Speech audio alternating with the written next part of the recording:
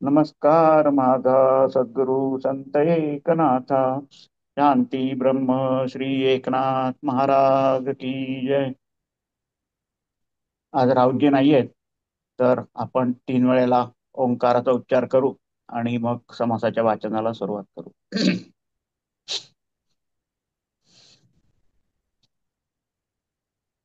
ओ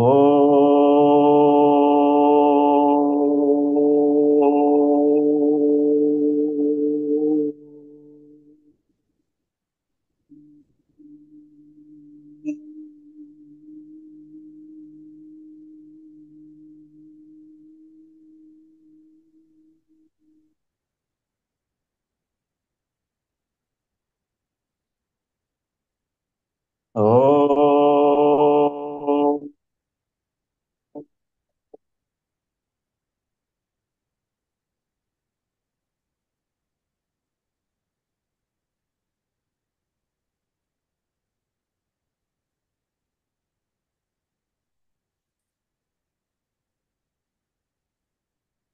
ओ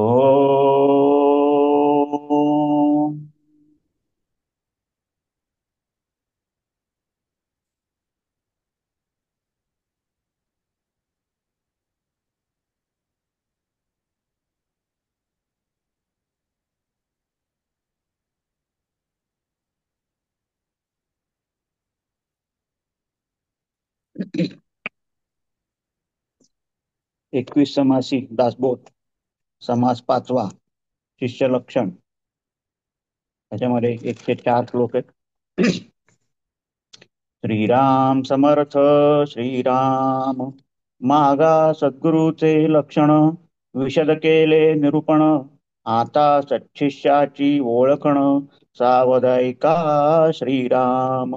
सद्गुरु विण सच्छिष्य तो वाया जाय निशेष. का सच्छिष्ये विण विशेष सद्गुरु सिने. श्रीराम. उत्तम भूमी शोधिली शुद्ध तेथे बीज पेरिले किडखाद. का ते उत्तम बीज परिसंबंध खडकेसी पडिला. श्रीराम. तैसा सच्छिष्यते सत्पात्र परंतु गुरु सांगे मंत्रतंत्र. तेथे अरत्र ना परत्र काहीच नाही. श्रीराम. अथवा गुरु पूर्ण कृपा करी परी शिष्य अनाधिकारी. भाग्य पुरुषाचा भिकारी पुत्र दैसा. श्रीराम. तैसा एका विण एक होत असे निरार्थक. परलोकीचे सार्थक ते दुरावे. श्रीराम. म्हणून सद्गुरु आणि सच्छिष्य तेथे नलगती सायास. त्या वयतांचा हव्यास पुरे एकसरा. श्रीराम. सुभूमी आणि उत्तम कण उगवेना प्रजन्ये वीण. तैसे अध्यात्म निरूपण नसता होये. श्रीराम. शेत पेरिले आणि उगवले परंतु निगे वीण गेले. साधने वीण तैसे झाले साधकासी. श्रीराम. जवरी पीक आपणास भोगे तवरी अवघेची करणे लागे. पीक आलियाही उगे राहो चिनये. श्रीराम. तैसे आत्मज्ञान झाले परी साधन पाहिजे केले. एक वेळ उदंड जेविले तरी सामग्री पाहिजे. श्रीराम. म्हणून साधन अभ्यास आणि सद्गुरु सच्छिष्य आणि सच्छास्त्र विचारू. सत्कर्म सद्भावना पारू पाववी भवाचा. श्रीराम. सदुपासना सत्कर्म सत्क्रिया आणि स्वधर्म सत्संग आणि नित्यनेम निरंतर. श्रीराम. ऐसे हे अवघेची मिळे तरीच विमळ ज्ञान निवळे. नाही तरी पाषांड संचरे बळे समुदायी. श्रीराम. येथे शब्द नाही शिष्यासी हे अवघे सद्गुरुपासी. सद्गुरु पालटी अवगुणासी नाना येत्ने करुणी. श्रीराम. सद्गुरुचेनी असच्छिष्य पालटे परंतु सच्छिष्ये असद्गुरु न पालटे. काजे थोरपण तुटे म्हणून या. श्रीराम. या कारणे सद्गुरु पाहिजे तरीच सन्मार्ग लाहिजे. नाही तरी होईजे पाषांडावर पडे. श्रीराम. येथे सद्गुरुची कारण येर सर्व निकारण. तथापि सांगो ओळखण सच्छिष्याची श्रीराम. मुख्य सच्छिष्याचे लक्षण सद्गुरु वचनी विश्वास पूर्ण अनन्य भावे शरण त्या नाव सच्छिष्य श्रीराम. शिष्य पाहिजे निर्मळ, शिष्य पाहिजे आचारशील, शिष्य पाहिजे केवळ विरक्तानुतापी श्रीराम. शिष्य पाहिजे निष्ठावंत, शिष्य पाहिजे शुचिष्मंत, शिष्य पाहिजे नेमस्त सर्व प्रकारी श्रीराम. शिष्य पाहिजे साक्षपी विशेष, शिष्य पाहिजे परमदक्ष, शिष्य पाहिजे अलक्ष लक्षी ऐसा श्रीराम. शिष्य पाहिजे अतिधीर, शिष्य पाहिजे अतिउदार, शिष्य पाहिजे अति तत्पर परमार्थ विषयी श्रीराम. शिष्य पाहिजे परोपकारी, शिष्य पाहिजे निर्मत्सरी, शिष्य पाहिजे अर्थांतरी प्रवेश करता श्रीराम. शिष्य पाहिजे परमशुद्ध, शिष्य पाहिजे परमसावध, शिष्य पाहिजे अगाध उत्तम गुणाचा श्रीराम. शिष्य पाहिजे प्रज्ञावंत, शिष्य पाहिजे प्रेमळ भक्त, शिष्य पाहिजे नीतिवंत मर्यादेचा श्रीराम. शिष्य पाहिजे युक्तिवंत, शिष्य पाहिजे बुद्धिवंत, शिष्य पाहिजे संता संत विचार घेता श्रीराम. शिष्य पाहिजे धारिष्ठाचा, शिष्य पाहिजे दृढव्रताचा, शिष्य पाहिजे उत्तम कुळीचा पुण्यशील श्रीराम. शिष्य असावा सात्विक, शिष्य असावा भजक, शिष्य असावा साधक साधन करता श्रीराम. शिष्य असावा विश्वासी, शिष्य असावा काया क्लेशी, शिष्य असावा परमार्थासी वाढवू जाणे श्रीराम. शिष्य असावा स्वतंत्र, शिष्य असावा जगमित्र, शिष्य असावा सत्पात्र सर्व गुणे श्रीराम. शिष्य असावा सद्विद्येचा, शिष्य असावा सद्भावाचा, शिष्य असावा अंतरीचा परमशुद्ध श्रीराम. शिष्य नसावा अविवेकी, शिष्य नसावा गर्भसुखी, शिष्य नसावा संसार दुःखी संतप्तरेही श्रीराम. जो संसार दुःखे दुखवला, तो त्रिविधतापे जो त्रिविधतापे पोळला, तोची अधिकारी झाला परमार्थ विशी श्रीराम. बहु दुःख भोगले जेणे तयासीच परमार्थ पाणे, संसार दुःखाचे निगुणे वैराग्य उपजे श्रीराम. जया संसाराचा त्रास तयासीच उपजे विश्वास, विश्वास बळे दृढकास धरिली सद्गुरुची श्रीराम. अविश्वासे कास सोडिली ऐसी बहुतेक भवी बुडाली, नाना जळचरी तोडिली मध्येची सुख दुःखे श्रीराम. या कारणे दृढ विश्वास तोची जाणावा सच्छिष्य, मोक्षाधिकारी विशेष आग्रगण्यो श्रीराम. जो सद्गुरु वचने निमाला, जो सायोज्यतेचा अंकिला आखिला, संसार पांगे पांगिला नवचे कदा श्रीराम. सद्गुरुहून देव मोठा, दयाच वाटे तो करंटा, तुटला वैभवाचा फाटा सामर्थ्य पिसे श्रीराम.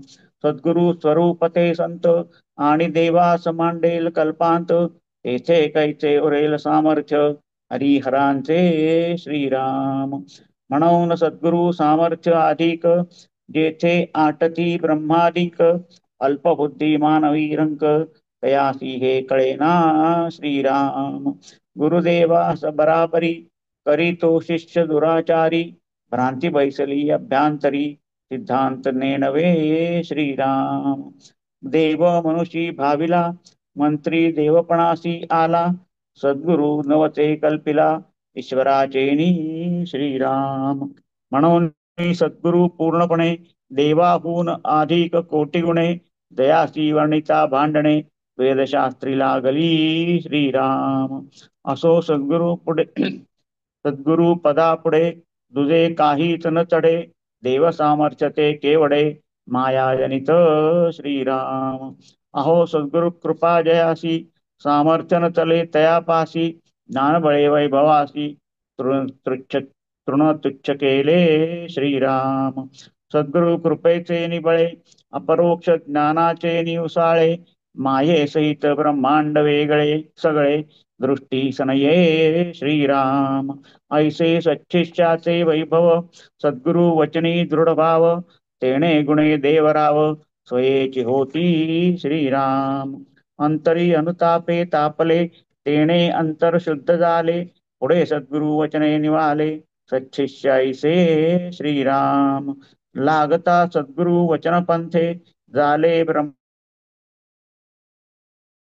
पालते, तरी जयाच्या शुद्ध भावार्थे, पालटन धरी जय श्रीराम. शरण सद्गुरुस गेले, सच्चिष्य ऐसे निवडले, क्रिया पालटे झाले, पावन ईश्वरी श्रीराम. ऐसा सद्भाव अंतरी, तेची मुक्तीचे वाटे करी, ये रमाई कवेशधारी, असच्छिष्य श्रीराम. वाटे विषयांचे सुख, परमार्थ संपादने लौकिक, देखो एकी पडत मूर्ख, शरण गेले श्रीराम. झाली विषयी वृत्ती अनावर, दृढ धरिला संसार, परमार्थ चर्चेचा विचार, मळीन झाला श्रीराम. मोड घेतला परमार्थाचा, हव्यास धरिला प्रपंचाचा, भार वाहिला कुटुंबाचा, काबाडी झाला श्रीराम. मांदिला प्रपंची आनंद, केला परमार्थी विनोद, भ्रांत मूढ मतिमंद, लोधला कामी श्रीराम. सुकर पूजिले विलेपने, म्हैसा मर्दिला चंदने, तैसा विषयी ब्रह्मज्ञाने, विवेके बोधिला श्रीराम. रासभ उकरडा लोळे, तयासी परिमळ सोहळे, उलूक अंधारी बळे, तया केवी हंस पंगती श्रीराम. तैसा विषयधारींचा बराडी, घाली अधपत्नी उळी, तयास भगवंत आवडी, सत्संग गायचा श्रीराम. वरती करून दाताळी, स्वानपुत्र हाडे चगळी, तैसा विषयी तळमळी, विषय सुखा कारणे श्रीराम. तया स्वानमुखी परमान्न, की मर्कटास सिंहासन, तैसे विषय शक्ता ज्ञान, जिरेल कैचे श्रीराम. रासभे राखता जन्म गेला, तो पंडितांमध्ये प्रतिष्ठिला, नवते तैसा अशक्ताला, परमार्थ नाही श्रीराम. मिळाला राजहंसांचा मेळा, तेने आला डोंब कावळा, लक्षून निष्ठेचा गोळा, हंस म्हणवी श्रीराम. तैसे सज्जनाचे संगती, विषयी सज्जन म्हणविती, विषय आमेद्य चिंती, गोळा लक्षिला श्रीराम. काखे घेऊन या दारा, म्हणे मद संन्यासी करा, जैसा विषयी सैरा वैरा, ज्ञान बडबडी श्रीराम. असो ऐसे पडत मूर्ख, ते काय जाणती अद्वैत सुख, नारकी प्राणी नरक, भोगिती स्वइच्छा श्रीराम. वैशेची करील सेवा, तो कैसा मंत्री म्हणावा, तैसा विषय वास मना मानावा, भक्तराज केवी श्रीराम. तैसे विषयी बापुडे, त्यास ज्ञान कोणीकडे, वाचाळ शाब्दिक बडपडे, बडबडे वरपडे झाले श्रीराम.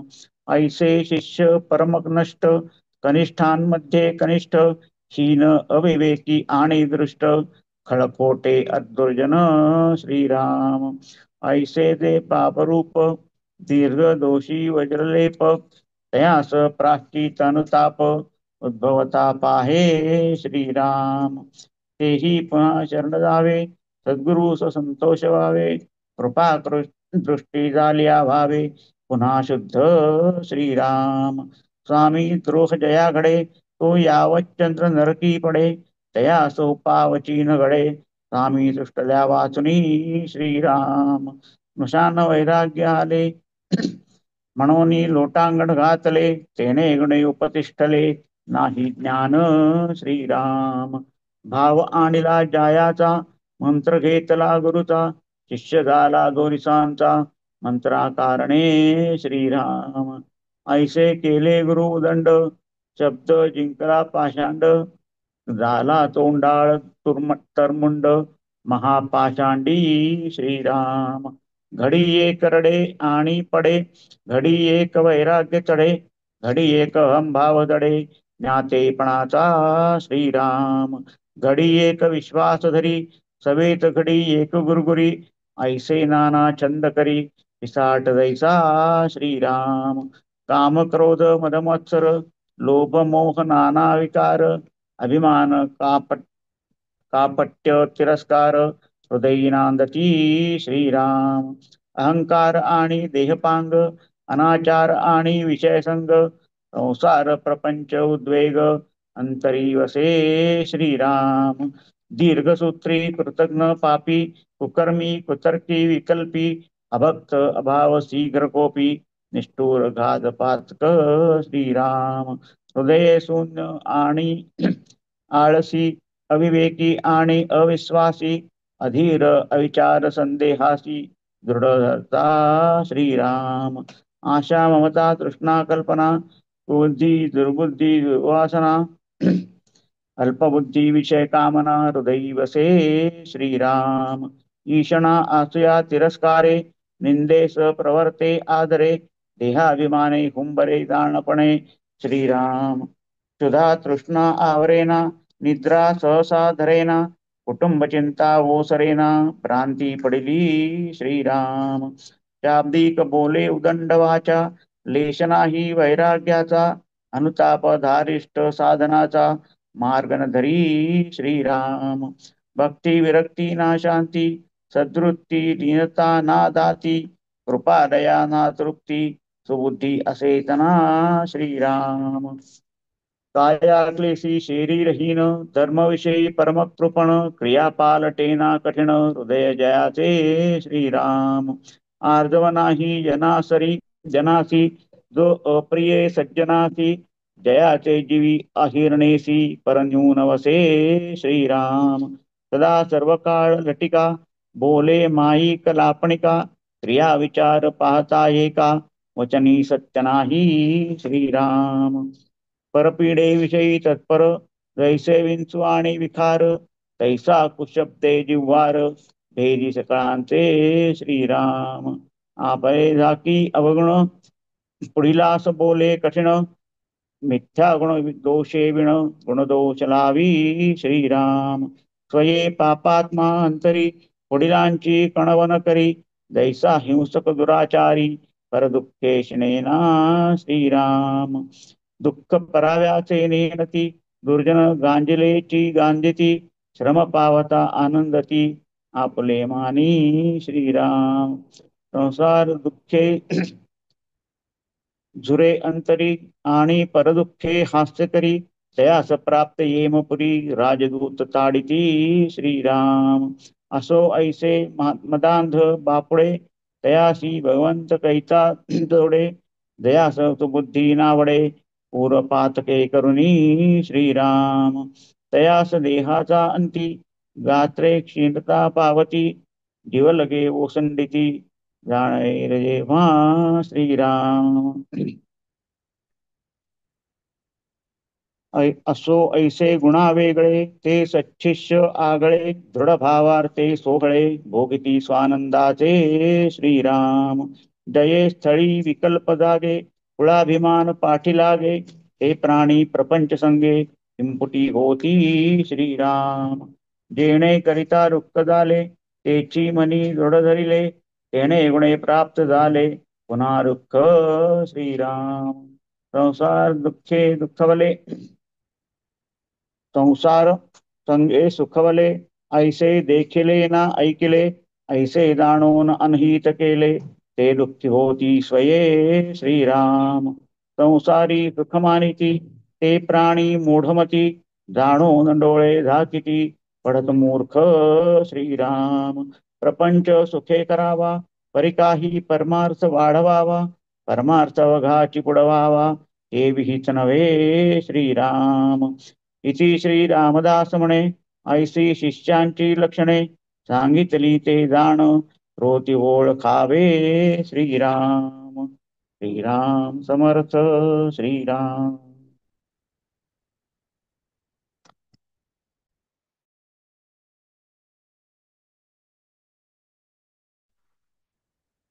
जय जय रघुवीर समर्थ। गुरु ब्रह्मा गुरुर्विष्णू गुरुदेव महेश्वरा, गुरु साक्षात परब्रह्म तस्मै श्री गुरुवे। मला वाटते अंतरित्वा वसावे, तुझ्या दासबोधासित्वा बोध व्हावे. पत्या परिपादवी प्रेम ग्रासा, महाराजया सद्गुरु रामदास। जय जय.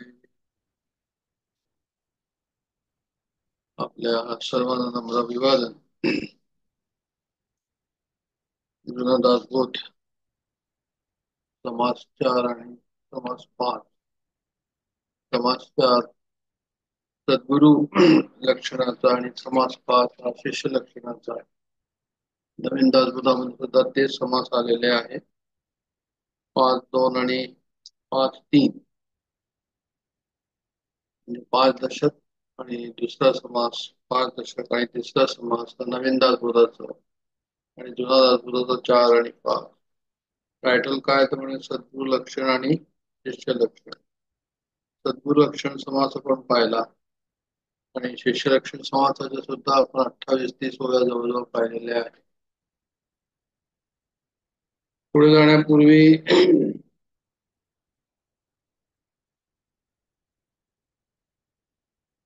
हे एक आम्हाला आत्मज्ञान का होत नाही हा एक प्रश्न जो आहे तो या ठिकाणी श्री गुरु बेलसरांनी ह्या समासाच्या प्रारंभी त्याच इंट्रोडक्शन मध्ये त्याचा जे आहे तो उल्लेख केलेला आहे ह्या प्रश्नाचा. तो सुंदर प्रश्न आहे, तो सर्वांचाच प्रश्न आहे, तो आपल्या सर्वांच्या जिव्हाळ्याचा प्रश्न आहे की मी एवढ्या वर्षी ते बसलो आहोत, मला ज्ञान का झालं नाही.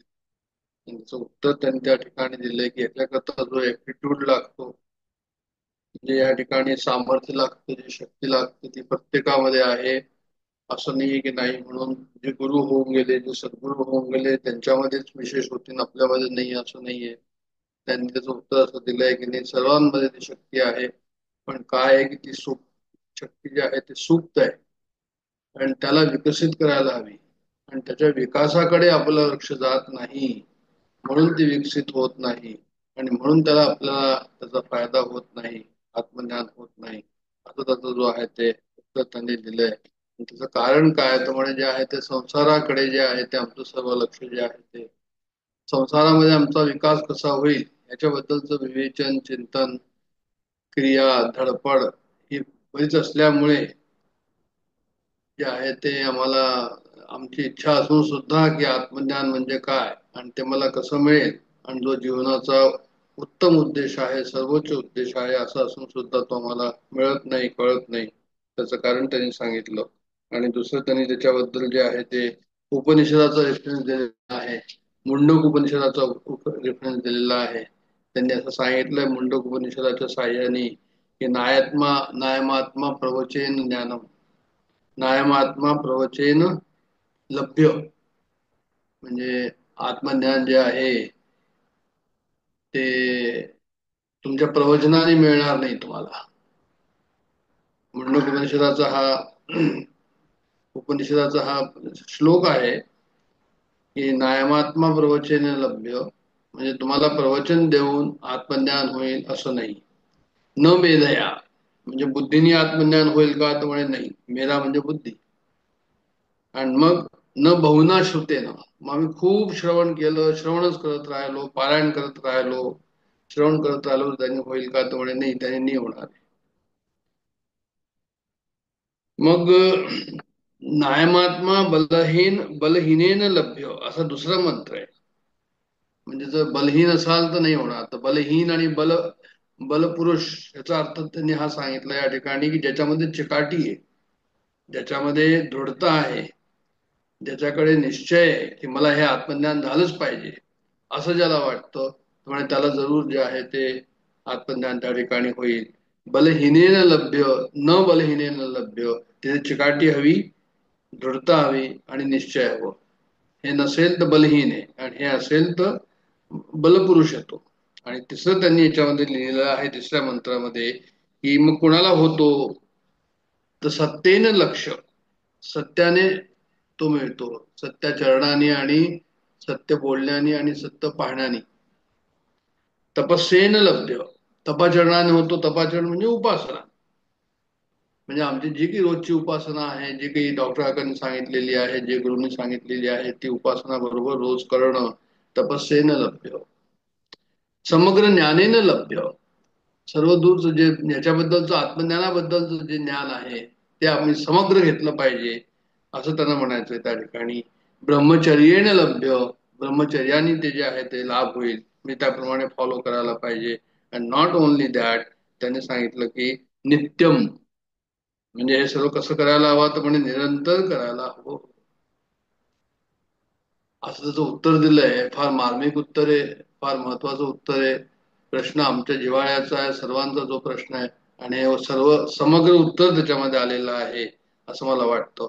की त्यांनी जे दिलं या ठिकाणी की समग्र जीवनामध्ये साधना जी आहे ती उद्भूत झाली पाहिजे, उद्भव झाली पाहिजे. म्हणजे it is a lifestyle transformation. समग्र जीवन पद्धतीच आमची बदलली पाहिजे. सत्संग, सत्कर्म, सद्वासना, सदउपासना, हे जे बहिरंग आणि अंतरंग हे जे साधना आहे, याच्यामध्ये सद्वासना सदउपासना अंतरंग आहे, आणि सत्संग आणि सत्कर्म हे बहिरंग आहे. हे दोन्ही त्या ठिकाणी जर जे आले पाहिजे, आणि हे दोन्ही त्या ठिकाणी आले तर काय होईल की ट्रान्सफॉर्मेशन ऑफ लाईफ होईल, लाईफस्टाईल होईल. ट्रान्सफॉर्मेशन ऑफ लाईफस्टाईल जोपर्यंत होणार नाही तोपर्यंत आत्मज्ञान येणार नाही. आणि ट्रान्सफॉर्मेशन ऑफ लाईफस्टाईल झाल्यानंतर ट्रान्सफॉर्मेशन ऑफ लाईफ होईल. म्हणजे त्याच्याकरता जे आहे ते काय होईल, तर म्हणजे सर्व दृश्याची संपूर्ण अनासक्ती आणि मनाचा खरा मोठेपणा म्हणजे व्यापक मन, सर्व भावे लीनता, म्हणजे कोणालाही दुखवायचं नाही. सद्गुवर सद्गुरूवर सद्गुरूवर निश्चल निष्ठा आणि साधनाची सतत संगती. हे म्हणतात की साधनेचे हे पंचप्राण आहे, असं त्यांनी सांगितलं. पण होतं काय की जे आहे ते आम्हाला जे आहे ते शोकांतिका काय होते की आम्हाला सर्व हे संसारामध्ये आम्हाला हे सर्व करतो आम्ही, पण परमार्थामध्ये जे आहे तसं करता येत नाही. आणि तसं नाही करता आल्यामुळे होतं हे की संसारामध्ये आम्हाला कधी जो आहे तो नेहमी शोक होतो, शोकामध्येच परिवर्तन होतं हे सर्व प्रयत्न करून. पण हे प्रयत्न जर परमार्थामध्ये केले तर निश्चितच त्या ठिकाणी जे आहे ते काय होईल, तर म्हणे आम्हाला लाभ होईल. एवढंच आहे याच्यामध्ये की याच्यामध्ये सद्गुरूचा रोल जास्त आहे, शिष्याचा रोल कमी आहे, असंही त्यांनी त्या ठिकाणी म्हटलेलं आहे दासबोधामध्ये. तरी पण म्हणजे आमची जिम्मेदारी आहे ती आम्ही जिम्मेदारी पूर्ण करावी. आणि सुरुवातीलाच त्यांनी जो सत्शिष्य समाज आपण वाचतो आहोत, जे 28 ओव्या आपण वाचून चुकलो आहोत, सुरुवातीला त्यांनी असं सांगितलेलं आहे, असं उदाहरण घेतलं आहे की भूमी आणि बीज. त्यांनी म्हटलं उत्तम भूमी हवी आणि उत्तम बीज हवं, म्हणजे उत्तम गुरु हवा आणि उत्तम शिष्य हवा. आणि त्याच्यानंतर मग त्यांनी काय सांगितलं, तर म्हणजे आता उत्तम बीज असेल, उत्तम भूमी असेल, तर मग बरोबर पाऊस पडायला हवा त्या ठिकाणी. पाऊस पडायला हवा म्हणजे उपासना बरोबर त्या ठिकाणी होईल. मग उपासना झाल्यावर काय होईल, सद्गुरू शिष्याचं मिलन झालं आणि उत्तम उपासना झाली तर पीक येईल त्या ठिकाणी. तर हे पीक येईल तर म्हणजे त्याला कुंपण लावून जे आहे त्याचं संरक्षण करायला पाहिजे, जोपर्यंत ते पूर्ण पीक होत नाही तोपर्यंत. त्यामुळे उपासनेला जे आहे जे गार्डिंग्स असतात, गार्ड जे आहे उपासनेचे, ते बरोबर गार्ड त्या ठिकाणी ठेवून ती उपासना चालली पाहिजे. आणि उपासना जेव्हा पूर्ण होईल, जेव्हा पीक पूर्ण येईल, तेव्हा ते पीक कापून घरात आणावं लागतं. आणि ते घरात आणल्यानंतर सुद्धा त्याची जोपासना करावी लागते. आणि त्याला पाहावं लागतं की आता जे आहे ते आत्ता आपण खर्च केलेलं आहे, हे पीक जे काही आहे ते नंतर करता ते पीक ठेवावं लागतं. तर त्याप्रमाणे सुद्धा जे आहे ते उपासना झाल्यावर म्हणजे पीक आल्यावर, आत्मज्ञान झाल्यावर, आत्मज्ञानाची त्या ठिकाणी जे आहे ते आपल्याला काय करावं लागतं, तर म्हणजे जी उपासना पहिले होती तीच उपासना आत्मज्ञानानंतर सुद्धा चालू ठेवली पाहिजे. म्हणजे त्या पिकाचं जे आहे ते काय होईल की आम्ही त्याला ठेवू आणि ते पुढच्या ह्याच्याकरता सुद्धा चालत राहील आणि लोकांना त्याचा जो आहे तो फायदा होईल.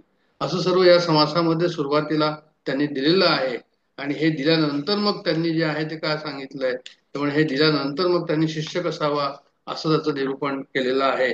म्हणजे शिष्य असावा, आत्ताच आपण जे काही लोक वाचले त्याच्यामुळे त्यांनी असं म्हटलं की शिष्य जो आहे तो कसा पाहिजे, तर म्हणे निर्मळ पाहिजे, निष्ठावंत पाहिजे, अतिधीर पाहिजे असं.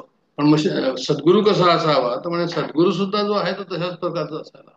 असं पहिल्याच्या समासामध्ये दिलंय की सद्गुरू म्हणजे काय, तर श्री गुरु बेलसांनी असं लिहिलंय की मानव देह धारण केलेली ब्रह्मविद्या, याला ते सद्गुरू म्हणतात. सद्गुरू म्हणजे मानव देह धारण केलेला ब्रह्मविद्या, म्हणजे ब्रह्मविद्येने मानव देह धारण केलेला आहे आणि तो सद्गुरू बनून तुमच्या समोर आलेला आहे. वास्तविक ब्रह्मविद्येला मानवी धर्म नाहीये, तरी पण त्यांनी जे आहे असं सांगितलंय की सद्गुरू म्हणजे ब्रह्मविद्या. आणि म्हणून त्या ठिकाणी जे आहे असं सर्व असून सुद्धा त्यांनी काय म्हटलं सद्गुरू बद्दल, सद्गुरू समासामध्ये, की म्हणून ज्ञान वैराग्य आणि भजन, म्हणजे 12 लक्षणं सद्गुरूंची सांगितली आहे. ज्ञान वैराग्य भजन, स्वधर्म कर्म आणि साधन, कथा निरूपण, श्रवण मनन, नीती न्याय मर्यादा, ही 12 लक्षणं 52व्या ओवीमध्ये सद्गुरू लक्षणामध्ये सद्गुरूची लक्षणं त्यांनी सांगितलेली आहे. आणि नंतर पुढची ओवी अशी टाकलेली आहे की यामध्ये एक उणी असे, ह्यामध्ये एक उणी असे, उणे असे, तेने न विलक्षण दिसे, तेने ते विलक्षण दिसे, म्हणून सर्वही विलसे सद्गुरू पायी. म्हणजे हे सर्व लक्षण जे आहे ते सद्गुरूच्या पायी असतात, सद्गुरूच्या पायी असले पाहिजे, असं सद्गुरू लक्षण समाज त्यांनी या ठिकाणी टाकून. आणि आता जसं मी सांगितलं की जे आहे शिष्य कसा पाहिजे, तर निर्मळ निष्ठावंत जे आहे तो धीरवंत तो असला पाहिजे, तो तत्पर असला पाहिजे. सद्गुरु वचन हृदयी धरी, तोची मोक्षाचा अधिकारी, श्रवण मनन केलेची करी अत्यादरे, म्हणजे जे केलेलं आहे तेच परत करतो आहे अति आदराने. म्हणजे असं नको की बा आता हे तर केलेलं आहे याला काय करायचं म्हणून, असं नाही. त्या ठिकाणी त्यांनी सांगितलं की श्रवण मनन केलेची करी अत्यादरे. कारण आमचं मन कसं आहे, तर मन चंचल आहे. चंचल मन कृष्ण प्रमादी बलवत्तर, असं भगवंताला म्हटलेलं आहे अर्जुनानी, की हे मन जे आहे माझं चंचल आहे. मग त्याच्यावर जे आहे ते भगवंतांनी सुद्धा जे उत्तर दिलंय ते काय दिलं आहे, अभ्यास येईन तो कौंतेय वैराग्यांची तो गृह्यते, म्हणजे अभ्यासच त्याचा करत राहा आणि वैराग्य त्या ठिकाणी ठेव. अभ्यासेने तू कोणते जे म्हटलंय, तर श्रवण मनन केलेची करी अत्यादरे, अति आदराने जे आहे ते श्रवण मनन करायचं. कारण की जे सद्गुरु वचन जे आहे, हा जो दासबोध आहे, जे सद्गुरूंची वचन आहे, ते म्हणतात की सद्गुरु वचन तोची वेदांत, सद्गुरु वचन तोची सिद्धांत, सद्गुरु वचन तोची धारांत, सप्रचिता आता. म्हणजे हे सर्व काही आहे, यालाच जे आहे ते आपल्याला परत परत परत परत जे आहे ते करायचं आहे. आणि आपला मार्ग याला घेऊन पुढे चालायचा आहे. की कल करे सो आज कर, आज करे सो अब, असं लिहिलंय. सुनीलजी चिंचोकरांनी कोटेशन केलंय की परत परत परत जे आहे ते करत राहा आणि तत्पर होऊन करत राहा, असं त्यांना म्हटलंय. असा असा शिष्य जो आहे तो आपल्याला असं असायला हवा. शिष्य कसा कसा असायला हवा, तर म्हणजे जे आहे ते शिष्य परोपकारी लावावे, बहुताच्या कार्यासे यावे, उणे पळो निरावे कोणी एकाचे. नवीन दासबोधामध्ये ते म्हणतात की शिष्य कसाला हवा, परोपकार करतची गेला पाहिजे जो ज्याला त्याला, मग काय होणे त्याला भूमंडळी, तसा शिष्य पाहिजे. अभ्यास करताना कसा अभ्यास हवा, याचं जे आहे ते विवेचन या ठिकाणी करतात. ते की असं नको की फटाफट भराभर भराभर भराभर जे आहे ते आपले समास वाचत चाललेले आहे आणि तो अर्थ जो आहे तो पाठीमागे राहिलेला आहे, ज्याला मी पारायण म्हणतो. तो म्हणजे तसं नाहीये. अर्थांतरीचा म्हणजे अर्थ जे आहे त्या ठिकाणी मागे राहायला नाही पाहिजे. अर्थ जाणे अध्यात्माचा असा श्रोता हवा त्या ठिकाणी. घासामध्ये घासामागे घास गेला, अवकाश नाही चावायला, असं नको की बोकणा भरला आणि पुढे चालत गेले. म्हणजे शब्दांना जे आहे ते बराबर बराबर बराबर जे आहे ते म्हणत राहिले आणि त्याच्या अर्थाकडे लक्ष दिलं नाही, ते हे काही म्हणजे संत वाङ्मयाचा अभ्यास म्हणजे एखाद्या कादंबरीचं काही वाचन नाहीये. तर अशा प्रकारे त्यांनी ह्या ठिकाणी आम्हाला सांगितलेलं आहे की आम्ही अभ्यास कसा करावा. नामा म्हणे केशवराजा केला पण चालवी माझा. नामदेवानी हे म्हटलंय की मी हे जे करतो आहे ही साधना ही माझी बरोबर चालली पाहिजे. अशा प्रकारे तू जे आहे ते माझी काहीतरी व्यवस्था कर. म्हणजे शिष्य असावा सात्विक, म्हणजे सत्वगुण त्या ठिकाणी असायला हवा. शिष्य असावा भजक, म्हणजे नामस्मरणामध्ये त्याचं प्रेम असलं पाहिजे. शिष्य असावा साधक, साधन करता. साधक म्हणून जो आहे त्याला मिरवायला, त्याला जो आहे तो आवड हवी की मी साधक आहे म्हणून. शिष्य असावा विश्वासी, शिष्य असावा कायक्लेशी 30वी ओवी चालली आहे या जुन्या समासामध्ये. म्हणजे नवीन दासबोध जुना समास तो समास एकच आहे, म्हणजे ओव्या त्याच आहे, वेगवेगळ्या नाहीये. शिष्य असावा विश्वासी, शिष्य असावा कायाक्लेशी आणि शिष्य असावा परमार्थाशी वाढवू जाणे 30वी ओवी ही आहे. म्हणजे श्रद्धावान लभते ज्ञानम, जो पण श्रद्धा नसेल विश्वास नसेल तोपर्यंत आम्हाला जे आहे ज्ञान त्या ठिकाणी येणार नाही. आणि म्हणून अत्यंत आवश्यक आहे की आम्हाला विश्वास त्या ठिकाणी जो हवा. श्रद्धा आणि विश्वास हे सुद्धा सत्वगुणामध्येच मोडतात, हे अत्यंत आवश्यक आहे साधनाला. आणि त्यांनी सुरुवातीला सांगितलंय की जो पण श्रद्धा आणि विश्वास असेल तो पण तुम्ही पुढे जाऊ शकत नाही. आणि शिष्य असावा विश्वासी नंतर म्हटलंय त्यांनी, शिष्य असावा कायाक्लेशी. म्हणजे मुद्दाम कष्ट देहाला देऊन आम्ही साधना करतो असं नाही करायचं. काया क्लेश, काया म्हणजे देह, क्लेश म्हणजे दुःख. देहाला दुःख द्यायचं तर जबरदस्ती मुद्दाम द्यायचं असं नाहीये.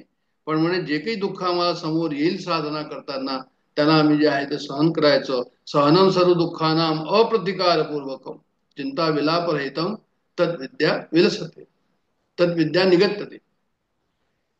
तर सांगायचं तात्पर्य असं की सहनम सर्व दुःखाना, जे काही आम्हाला साधनेमध्ये कष्ट येतील ते आम्ही त्याला सहन करायचे आणि साधनेमध्ये पुढे जायचं. असा शिष्य असावा परमार्थाशी वाढवू जाणे. अशा प्रकारे जो आहे तो शिष्य काय करेल, परमार्थाची वाढ करेल की त्याच्याकडे धैर्य असेल. शिष्य असावा स्वतंत्र, म्हणजे गुरुहून गुरुशिवाय आणखी कोणाचा तो ताबेदार नाही, त्याला स्वतंत्रच म्हटलंय त्यांनी. तो फक्त ताबेदार कोणाचा आहे, गुरुचा आहे, त्याच्याशिवाय आणखीन कोणाचा नाहीये. तर शिष्य असावा स्वतंत्र आणि शिष्य असावा जगमित्र. म्हणजे नवीन दासबोधामध्ये जे आहे त्यांनी असं म्हटलंय, जेव्हा शिष्य असावा जगमित्र ह्याच्याबद्दल म्हणताना त्यांनी म्हटलंय की जगामध्ये जगमित्र जिव्हेपाशी आहे सूत्र, कुठेतरी सत्पात्र शोधून काढावे. म्हणजे त्यांना असं म्हणायचं या ठिकाणी की जिव्हेपाशी आहे सूत्र, म्हणजे तुम्ही गोड बोलत राहा. तुम्ही जर गोड बोलला तर मग तुम्ही जगमित्रच व्हा. राखावी बहुतांची अंतरे, भाग्य येते तदनंतरे. म्हणजे अशा प्रकारे जर तुम्ही सर्वांचं राखून, सर्वांचं मन राखून कार्य जर केलं, भाषण जर केलं, त्याप्रमाणे काय होईल की तुम्ही जगमित्र व्हाल. तर शिष्य असावा जगमित्र, शिष्य असावा सत्पात्र, सर्व गुणे सर्व गुणांनी जास्तीत जास्त गुणांनी तो युक्त असावा. कारण सत्पात्र असेल तरच परब्रह्माचं प्रतिबिंब त्याच्यामध्ये पडेल. सत्पात्र नसेल तर परब्रह्माचं प्रतिबिंब त्या ठिकाणी गडवून राहील आणि आम्हाला कळणार नाही की परमात्मा कुठे आहे म्हणून. शिष्य असावा सद्विद्येचा, शिष्य असावा सद्भावाचा आणि शिष्य असावा अंतरीचा परमशुद्ध.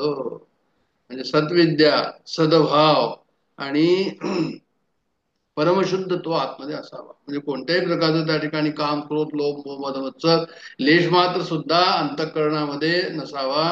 अंतःकरणाचे चारी कोपरे कसे असायला हवे, म्हणजे ते शुद्ध असायला हवे. चारी कोपरे का अंतःकरणाचे म्हटले की कोपऱ्यात एखाद वेळेस जे आहे ते काहीतरी कचरा राहून जातो आणि तो आपल्या लक्षात राहत नाही. आपण म्हणतो की सर्व साफ झालेलं आहे, सर्व दिसतंय, 4 लोकांना दाखवतो की सर्व साफ आहे, पण नंतर माहित पडतं की त्या कोपऱ्यामध्ये जी आहे ती घाण राहिलेली आहे. तर चारी कोण झाडी आले, झाडी चारी कोण, अशा प्रकारचं अंतःकरणाचे चारी कोण जे आहे ते झाडलेले असतील तर त्याप्रमाणे जे तसं जर असेल तर त्याला ते परमशुद्ध असं त्याला म्हणतात ते. आणि शिष्य नसावा अविवेकी आणि शिष्य नसावा गर्भसुखी. म्हणजे त्यांनी सारासार विचार, शाश्वत अशाश्वत विचार, शाश्वत काय अशाश्वत काय, नित्य काय अनित्य काय, सारासार विचार, सार काय आहे असार काय आहे, काय येणारा आहे काय जाणारा आहे, काय टिकणारा आहे कोणतं टिकणारं नाहीये, हे सर्व विचार जो आहे ह्या विचार करण्याला विवेक म्हणतात. आणि जो हा विचार करत नाही की काय येणारा जाणारा आहे, काय शाश्वत आहे आणि काय अशाश्वत आहे, याचा जो विचार करत नाही तो अविवेकी आहे. तर शिष्य नसावा अविवेकी. असा प्रकारे विचार जो आहे त्यांनी असं नको की हा विचार सोडून द्यायचा, हा विचार सतत उराशी बाळगायचा की परब्रह्म परमेश्वरच फक्त जे आहे ते शाश्वत आहे आणि बाकी सर्व संसार जो आहे तो कसा आहे तर असा आहे, ते शाश्वत नाही, ते येणार जाणार आहे. शिष्य नसावा गर्भसुखी, म्हणजे सुखात लोळायची त्याची सवय नसावी. गर्भसुखीचा अर्थ हा या ठिकाणी होतो. शिष्य जो आहे तो साधनेचे कष्ट सहन करण्याकरता त्याची पूर्ण तयारी हवी, मानसिक तयारी हवी, शारीरिक तयारी हवी. शिष्य असावा संसार दुःखी संतप्त देही, म्हणजे संसारामध्ये, संसार दुःखी म्हणजे संसारामध्ये किती दुःख आहे याच्याबद्दलच त्याला जे आहे ते काय हवं, त्याला ती पूर्ण कल्पना हवी. म्हणजे अनेक कष्ट त्या ठिकाणी संसारामध्ये आहे आणि संतप्त देही म्हणजे त्याला जो आहे तो देहाला त्रास झालेला आहे संसारापासून, अशा प्रकारचं त्याला जे आहे त्याचा अनुभव त्याचा यायला त्याचा हवा त्यांनी आपल्या उराशी बाळगावा. आणि असं जर झालं तर मग देह दुःख ते सुख मानित जावे. सुख मानित जावे म्हणजे काय? देहाला दुःख होतं, तुम्ही असं कसं म्हणता की सुख मानायचं त्याला? तुम्ही देह दुःख ते सुख मानित जावे याचा अर्थ हा झाला की देहाला जेव्हा दुःख होतं तेव्हा आपल्याला सुख यासाठी व्हायला पाहिजे की आता परमेश्वराची मला आठवण येते. जो परमेश्वर कसा आहे म्हणजे सुखाचे आगर बाप रुक्मा देवी. बरं, परमेश्वर स्वतः सुखरूप आहे. तर परमेश्वर स्वतः सुखरूप आहे. जेव्हा आम्हाला दुःख होईल त्यावेळेस परमेश्वर जो आहे तो आम्हाला आठवण येईल. म्हणजे आम्ही का होईल की देह दुःख ते सुख मानित जावे. तिथे विवेक सुख जे आहे ते आम्हाला मिळेल.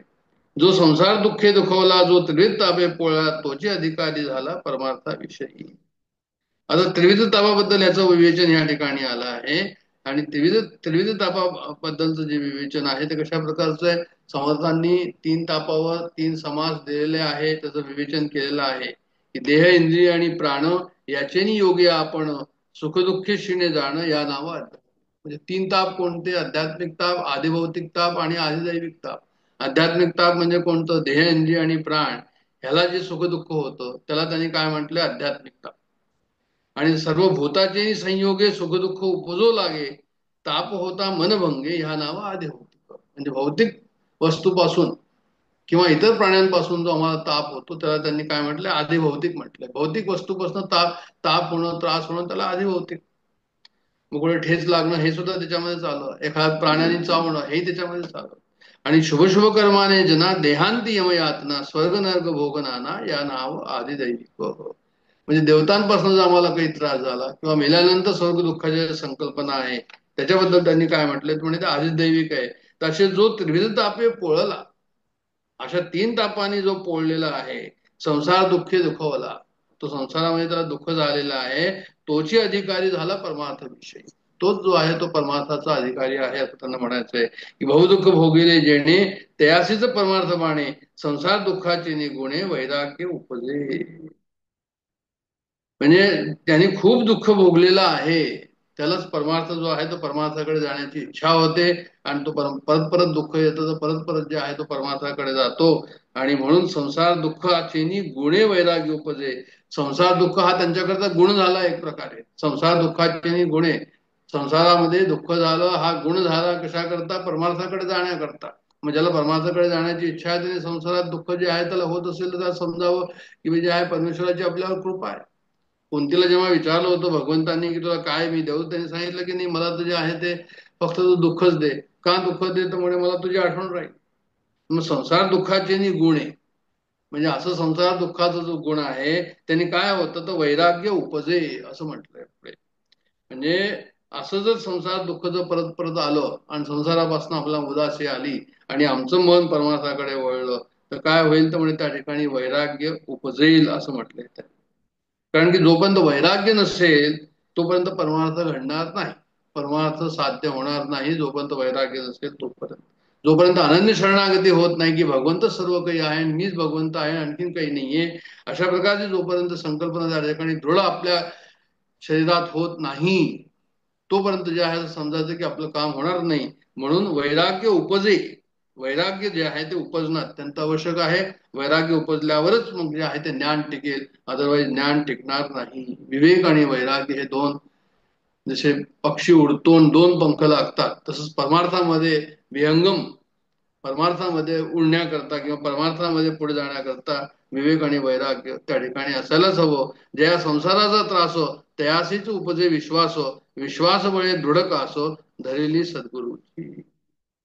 ज्याला संसारामध्ये त्रास झालेला आहे, म्हणजे दुःख काय आहे तर म्हणजे माणसाचा महान शिक्षक आहे. परमार्थाकडे जायचं असेल तर जर दुःख आलं तर म्हणे जो आहे ते आम्हाला काहीतरी त्या ठिकाणी तो शिकवतोय की आम्हाला कसं वागायला हवं, कोणत्या रस्त्याला जायला हवं. आणि तयासच उपजे विश्वास, त्यालाच परमेश्वराचा मग विश्वास उत्पन्न होतो. आणि विश्वास बळे दृढ कासो, म्हणजे अशा विश्वासाने जो आहे तो परमेश्वराची कास सोडत नाही, त्याची कंबर घट्ट पकडून राहतो. धरिली सद्गुरूची, सद्गुरु रूपाने जो परमेश्वर आपल्या समोर आहे त्याची आम्ही कास घट्ट धरून राहतो. अविश्वास हे कास सोडेली. जसा असा विश्वास मध्येच झाला तर मग काय होईल? बहुतेक भवी बुडाली, मग मध्येच आम्ही बुडून जाऊ. नाना जयचरी तोडली मध्येची सुख दुःखे.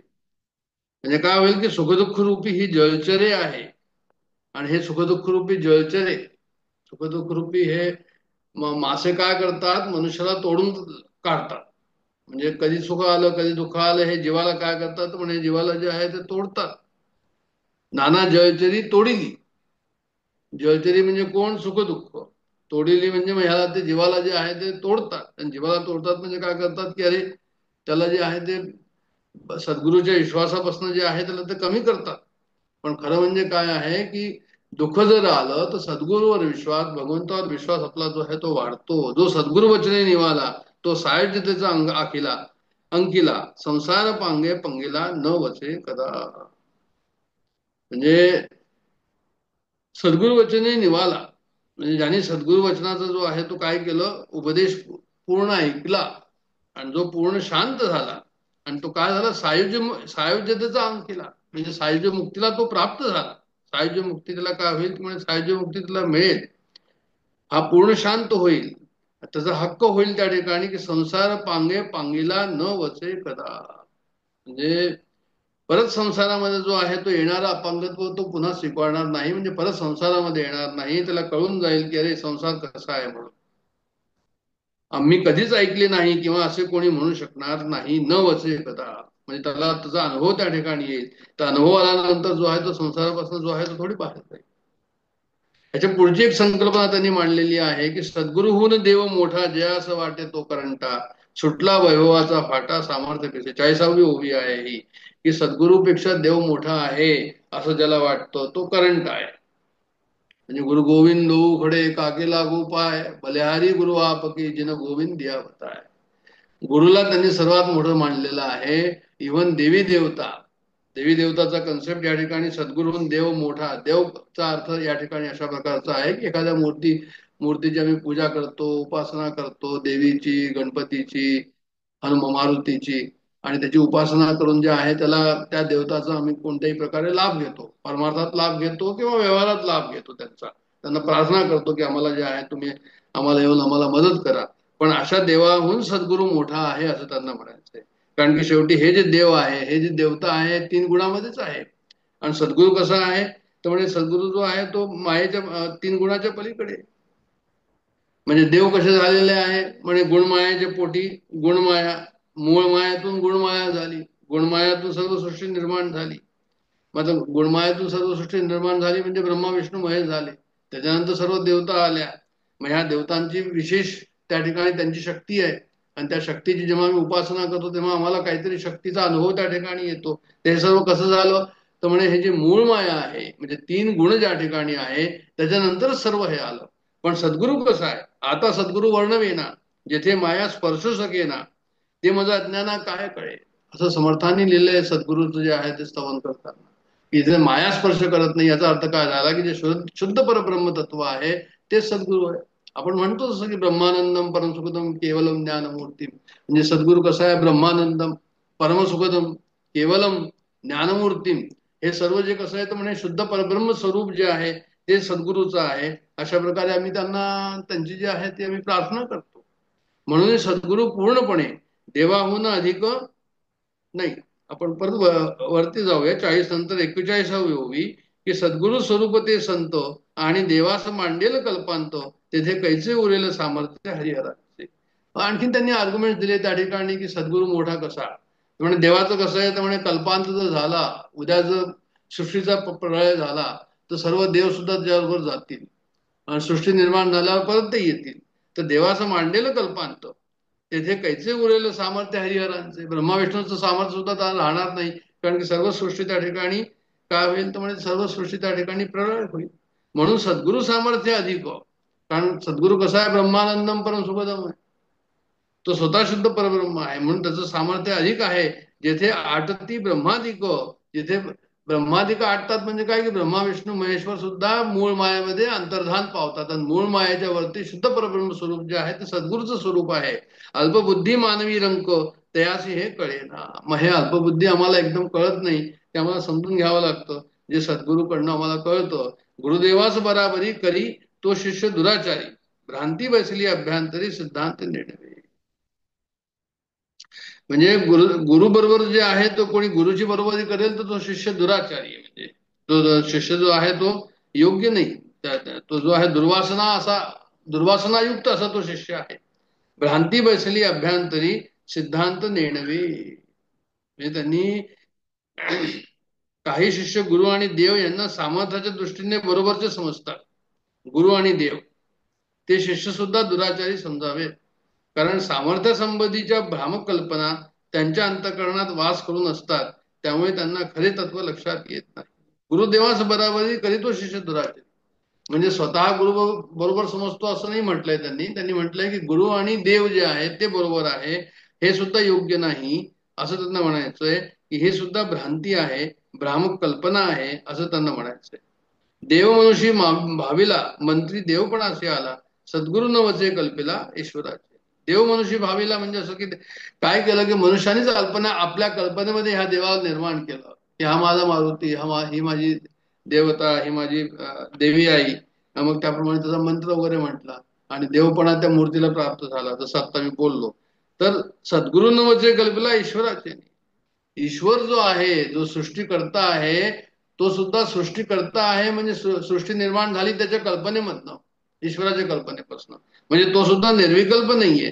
म्हणून तो सद्गुरूला निर्विकल्पाला जो आहे तो त्याचा विचार करू शकत नाही. सद्गुरू न वचे कल्पिला म्हणजे त्या ईश्वराला सुद्धा सद्गुरूचा कल्पना करता येत नाही, कारण की तो निर्विकल्प आहे. सद्गुरू निर्विकल्प आहे म्हणून ईश्वराला त्याची कल्पना करता येत नाही असं त्यांना म्हणायचं या ठिकाणी. म्हणून सद्गुरु पूर्णपणे देवाहून अधिक कोटी गुणे जयासी वर्णिता भांडणे वेदशास्त्री लागली. म्हणून कसं आहे तर म्हणे जे आहे ते सद्गुरु पूर्णपणे देवाहून मोठा आहे असं या ठिकाणी त्यांनी सिद्धांत मांडलेला आहे. आणि असो सद्गुरु पदापुढे तुझे काहीच न चढे, देव सामर्थ्य ते केवळे माया जनित. म्हणून सद्गुरु पद कसं आहे तर म्हणे ते मोठं आहे, त्याच्या वरती आणखीन कोणी नाहीये सद्गुरूच्या वरती. देवाचं सामर्थ्य केवढं आहे म्हणजे ते कमीच आहे. मायाजनी ते देवाचं सामर्थ्य जे आहे ते मायामध्ये सर्व देवता येतात. अहो सद्गुरु कृपा जे असे सामर्थ्य न चले त्यापाशी, ज्ञान बळे वैभवाशी तृण तुच्छ केले. खरं म्हणजे भारतीय संस्कृतीने सद्गुरूचा खूप उदंड जो आहे तो प्रशंसा केलेली आहे, त्याची स्तुती केलेली आहे. म्हणून त्यांनी या ठिकाणी लिहिलंय की सद्गुरु कृपा जे असे सामर्थ्य न चले त्यापाशी असं म्हटलेलं आहे या ठिकाणी. सद्गुरूचे पद इतकं श्रेष्ठ आहे की त्याची तुलना अन्न कशाशीही करता येत नाही असं त्यांनी म्हटलं या ठिकाणी. सद्गुरु कृपेचे निवळे अपरोक्ष ज्ञानाचे नि उसाळे, माये सहित ब्रह्मांड सगळे दृष्टीस नये. आता काय की सद्गुरूची जी कृपा झाली, तर सद्गुरूची कृपा झाली काय झाली त्यामुळे त्याच्यामुळे काय होतं तर म्हणे अपरोक्ष अनुभूती येते.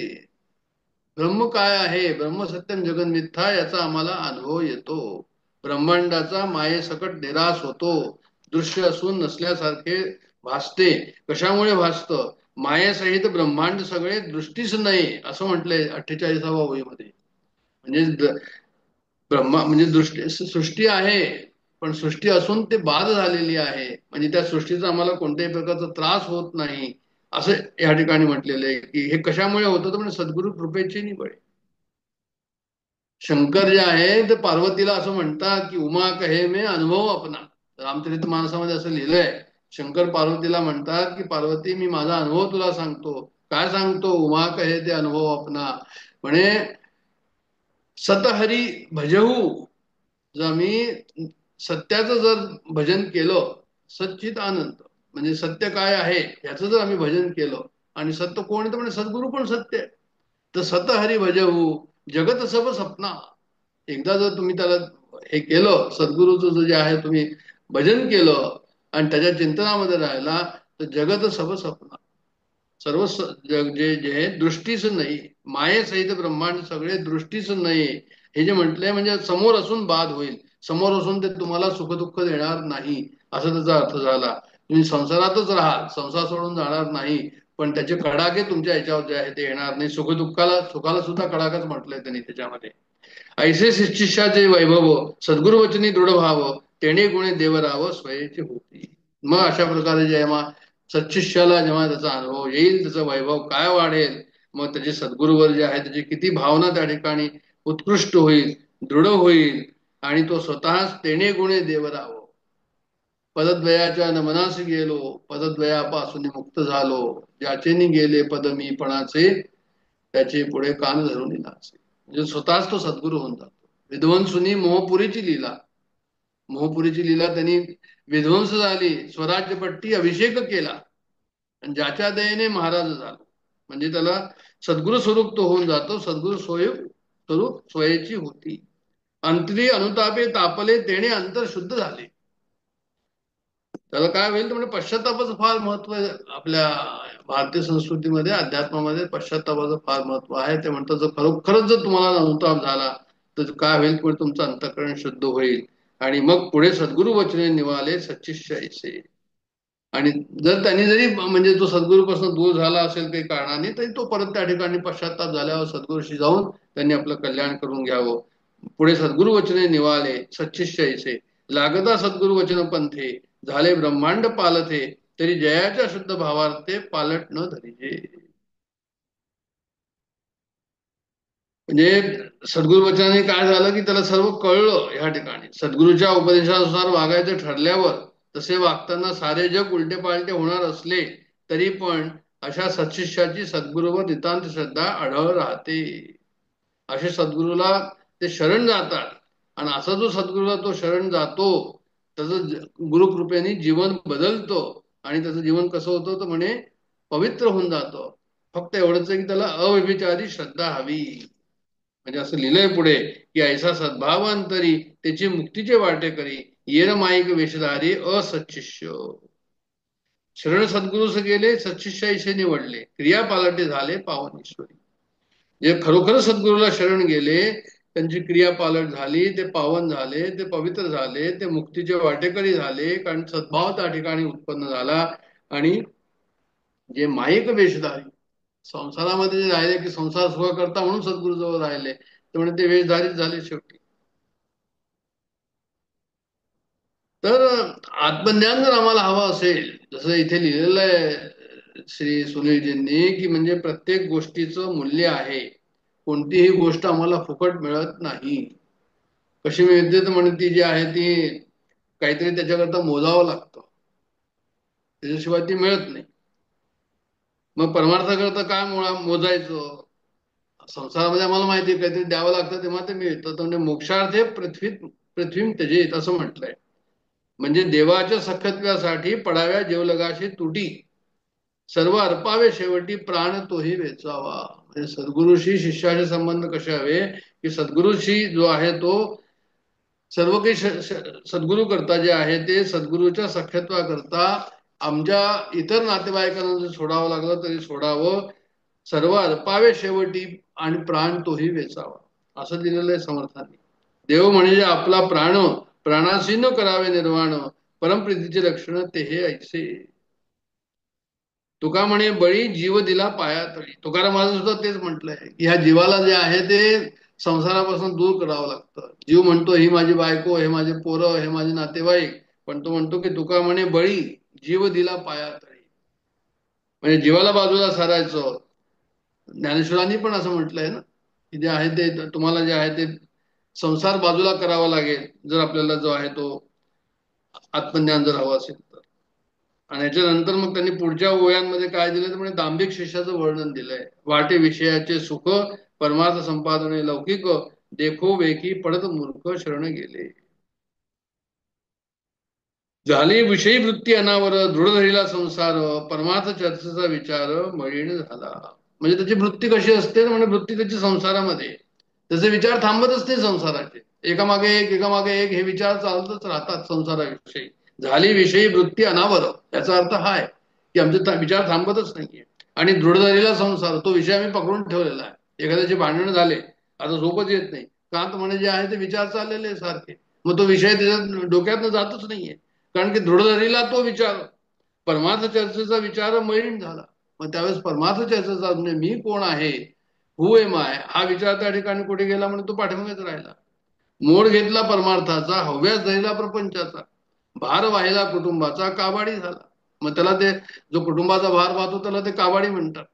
मानिला प्रपंची आनंद, केला परमार्थी विनोद, भ्रांत मूढ मतिमंद लोदला कामी. परमार्थाचा कंटाळ केला, प्रपंचाची खूप हौस असते. आयुष्यभर प्रपंचाचं ओझं वाढवून घेतलं, आयुष्यभर प्रपंचाचं ओझं वाढवून घेणारा असा तो बैल होतो. आणि प्रपंचात मनापासून आम्ही आनंद मानतो. परमार्थात हसत खेळत राहिलं पाहिजे, तिथे सिरियस असतो. तर जगत सत्यत्वाची भ्रांती असल्यामुळे, म्हणजे जगत सत्य आहे अशा प्रकारे आमचा तो विचार त्या ठिकाणी असल्यामुळे आम्ही त्यात अडकून राहतो. म्हणून भ्रांत मूळ मतिमंद लोदला कामी मानला प्रपंची आनंद. तर त्यांनी असं लिहिलं या ठिकाणी की ज्याला असं वाटतं की मला मी दुखी व्हावं, क्षीण व्हावं, ज्या असं वाटतं क्षीण व्हावा त्याने विषय चिंतित जावा. संसाराचं चिंतन केलं तर तुम्हाला शेवटी काय होईल, तर टायर्ड सम होईल. विषय न मिळता जेव्हा तगमग सुटे, विषयाचा मिळाला नाही तर आम्हाला आमची तळमळ होईल त्या ठिकाणी. सांडूनी राम आनंद गण ज्याचे मनी विषय चिंतन, त्याची कैसे समाधान लोलम येता असे. रामाला जर तुम्ही सोडलं तर त्याच ठिकाणी फक्त जे आहे ते आनंद आहे. मग रामाला जर सोडलं म्हणजे आनंदाला सोडलं आणि विषयाचं चिंतन केलं तर मग तिथे कैसे समाधान लोलम येतात. मग तिथे समाधान तुम्हाला कसं मिळेल? विषयजनित जे जे सुख तेथेचे होते परम दुःख. म्हणजे विषय ज्या ठिकाणी आहे त्यातून जर सुख घ्यायचा प्रयत्न केला तर शेवटी तिथे दुःखच होणार. मग सुरुवातीला समजा सुख झालं, पूर्वी गोड अंती शोक नेमस्त आहे. मग गोड केव्हा होतं, तर जेव्हा आला पैसा मिळाला आम्हाला काही तर आनंद झाला, आणि तो पैसा काही कारणाने चालला गेला तर शोक झाला. तर पूर्वी गोड अंती शोक नेमस्त आहे. म्हणून विषय त्यागे विण तो काही, परलोक तो प्राप्त नाही, ऐसे बोलणे ठाई ठाई बरे पहा. परत परत परत परत सांगतात ते की जे आहे ते काय, तर म्हणे विषय त्यागाशिवाय आम्हाला भगवंताचं ज्ञान होणार नाही, भगवंताचा अनुभव येणार नाही, असं ते परत परत सांगतात. आणि मग पुढे जे आहे त्यांनी ते बरेचशी उदाहरणं दिलेली आहे. दांभिक दांभिक शिष्याची, सुकर पूजिले विलेपणे म्हैसा मर्दिला चंदने, तैसा विषयी ब्रह्मज्ञाने विवेकी बोधला. म्हणजे त्यांना असं म्हणायचं या ठिकाणी एखाद डुकराला सुगंधी लेप लावला किंवा एखाद्या रेड्याला चंदनाचा लेप लावला तर तो कसं होईल, तर म्हणजे तो व्यर्थच राहील. पुढे दिलंय की समजा एखादं गाढव रोज उकिरड्यावर लोळतो, मग त्याला सुगंधी द्रव्याने स्नान करून काय होणार? किंवा घुबडाला अंधार आवडतो आणि राजहंसाच्या बरोबर सूर्यप्रकाशाची पंगत तो कशी सहन होईल त्याला? ज्याला विषयाची ओढ आहे, संसाराची ओढ आहे, तो स्वतःचं अधःपतन करून घेतो. पण मग विषयाची जर ओढ असेल तर भगवंत त्याला कसा आवडेल, सत्संग त्याला कसा आवडेल? कुत्र आपलं तोबाड धरून हाड चघळण्याला धन्य मानतो, तसंच विषयी मनुष्य विषय सुखाची प्राप्ती व्हावी म्हणून तळमळत असतो, आणि विषय मिळेपर्यंत त्याची जीवाची घालमेल चाललेली असते. किंवा एखाद्या कुत्र्याला पंचपक्वानाचे जेवण दिले तरी त्याचे महत्व त्याला कळणार नाही. किंवा माकडाला सिंहासनावर बसवलं तर माकडाला त्याचं काय आहे, तो माकड चेष्टा थोडी थांबवेल आपल्या. तर जसं संसारी मनुष्य आम्ही जर विषयामध्ये आसक्त आहोत तर कितीही ज्ञानाचे डोस पाजले तरी त्याला पचणार नाही. असं ते 63 ओळीमध्ये म्हणतात की रासवे राखता जन्म गेला तो पंडितांमध्ये प्रतिष्ठिला, न वचे तैसा आशक्ताला परमार्थ नाही. मग ज्याचे साधे आयुष्य गाढव सांभाळण्यात गेले तो पंडिताच्या समुदायात जाऊन बसला, त्याला प्रतिष्ठा प्राप्त होणार नाही. एके ठिकाणी राजहंसाचा मेळा होता, तेथे आला डोंब कावळा. मग तो डोंब कावळा जरी आला तरी तो विष्ठा कुठे आहे हेच पाहत होता. राजहंसाचं लक्ष वेगळं आणि त्या डोंब कावळ्याचं लक्ष वेगळं. तो स्वतःलाच राजहंस जरी समजू लागला तरी त्याचं लक्ष विष्ठेकडे होतं. तर तसंच परमार्थामध्ये आम्ही येऊन संसाराकडे जर आमचं लक्ष असेल तर डोंब कावळ्याप्रमाणेच आमची परिस्थिती आहे. तैसे सज्जनांची संगती विषयी सज्जन म्हणविती. म्हणजे विषयी माणसं काय करतात की सत्संगामध्ये जातात आणि आम्हाला म्हणतात आम्ही सुद्धा संत झालो, पण खरं आम्ही सुद्धा सज्जन झालो असं ते त्या ठिकाणी म्हणतात. जरी कितीही सज्जन समजत असले तरी त्यांचे लक्ष जे कसे, विषय आमेद्य चिंती गोळा लक्षीला. त्यांचं लक्ष अपवित्र आणि निषिद्ध अशा विषयांच्या गोळ्याकडेच असतं. जसं एखादी माशी असते, मासा असतो पाण्यामध्ये, तो याचा आट्याचा गोळा असेल तो त्याच्याकडे पाहत असतो आणि त्याच्याचकडे जात होतो. तर जसं हा सुद्धा विषयाच्या आट्याचा गोळा, आणि त्याच्याकडे जे आहे आम्ही काय करतो त्याच्याकडे आमचं साधं लक्ष असतं. तर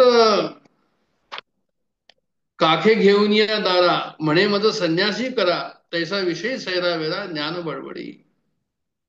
म्हणजे बायकोच्या गळ्यात हात टाकून गुरुकडे जायचं आणि त्याला संन्यास मागायचा. हे कसं होतं म्हणे, विषयाच मध्ये हात टाकायचे. विषय गळ्याला लावलेले आहे, विषय जे आहे ते गळ्यामध्ये घातलेले आहे आणि सद्गुरूकडे जातात आणि म्हणतात की आम्हाला जे आहे तुम्ही संन्यासी करा किंवा आम्हाला तुम्ही मोक्ष द्या. असो ऐसे पडत मूर्ख, ते काय जाणाती अद्वैत सुख, नारकी प्राणी नरक भोगीती स्व इच्छा. म्हणजे असं जाण हे सर्व यांना कळतंय, म्हणजे शब्दज्ञान त्यांना आहे, पण त्यांना कसं काय समजेल हे सर्व अद्वैत सुख कसं समजेल. म्हणजे नारकी प्राणी नरक भोगीती स्व इच्छा.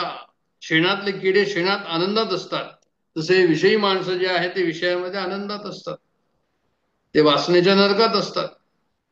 मग वैश्यची करील सेवा तो कैसा मंत्री म्हणावा. म्हणजे वैश्यची जो सेवा करेल, तर तुम्ही जे आहे ते जो विषयाचा दास आहे आणि ज्याला मंत्रसिद्धी प्राप्त झालेली आहे त्याला मांत्रिक कसं म्हणायचं. मंत्रसिद्धी प्राप्त करण्याकरता विषय त्याग करावा लागतो. भक्त होणे ही तर त्याहून कठीण गोष्ट आहे. जो विषयाचा दास आहे तो भगवंताचा दास होणार नाही असं त्यांना म्हणायचं. तद्वत तैसे विषयी बापुडे त्यास ज्ञान कोणीकडे. जो विषयामध्ये आहे असे जे अभागी आहे त्यांना ज्ञान कुठं न होईल. मध्ये आयुष्यभर काय करतील, वाचाळ शाब्दिक बडबडे वरपडे झाले. म्हणजे ते नुसतंच बडबड करत राहतील, पण त्यांना काय की म्हणजे ज्ञान होणार नाही. कारण की असे शिष्य जे आहे ते म्हणतात की ऐसा कैसा रे परमार्थ, जळो जिणे व्यर्थ असं समर्थ म्हणतात. युक्त आहार करवेना, म्हणजे त्याला आहारामध्ये कंट्रोल नाही. निद्रा आली धरवेना, निद्रेमध्ये कंट्रोल नाही. रसाळ गाणे नाचणे, तेथे सावधान होणे. सर्व काळ करणे रळी, हास्य विनोद टवाळी. हे त्यांचा एक अभंग आहे रामदासांचा. तर त्यांनी शेवटी असं म्हटलंय या अभंगामध्ये की मन चंचळ आवरेना, नीच उत्तर सहावेना, आणि रामदास म्हणे भावे स्थूल क्रियेस नव जावे.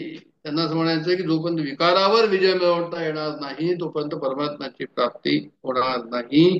कारण असे शिष्य कसे आहेत म्हणजे ते परमनष्ट, कनिष्ठामध्ये कनिष्ठ, हीन अविवेकी आणि दृष्ट, खळ खोटे दुर्जन. म्हणजे असे महादोषी आहे ऐसे जे पापरूप. पापरूप म्हणजे महादोषी पापाचे पुतळे, आणि दीर्घदोषी वज्रलेप. म्हणजे पापाचं त्यांना वज्रलेप झालेला आहे. मग अशाकडनं काय करायचं तर म्हणे एकच वे आउट आहे की त्या असं प्रायश्चित्त अनुताप उद्भवत आले. प्रायश्चित्तच त्या ठिकाणी जे आहे वे आउट आहे. त्याची पुन्हा शरण जावं, परत त्यांनी सद्गुरूला शरण जावं, संतोष व्हावं त्यांच्यावर. त्यांना स्वामी द्रोह ज्या घडे तो यावश्चंद नरकी पडे. स्वामीचा त्यांनी हे करू नये, द्रोह करू नये, आणि परत शरण जावं. तयासी उपावच न घडे स्वामी तुष्टल्या वाचू. स्मशान वैराग्य आले म्हणून लोटांगण घातले, तेने गुणे उपदेशले नाही.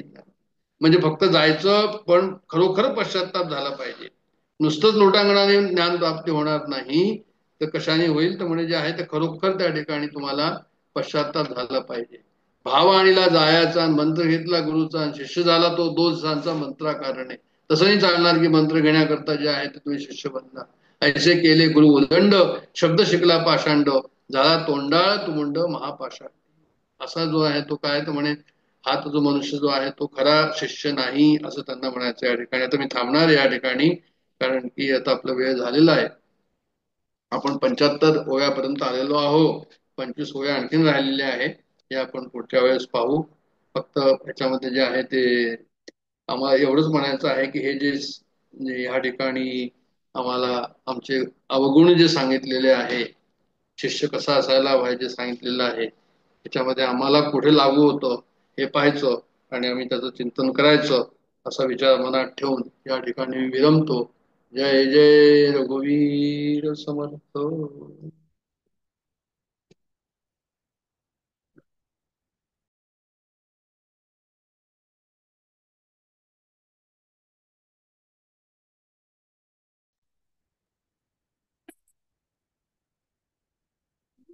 जय जय रघुवीर समर्थ.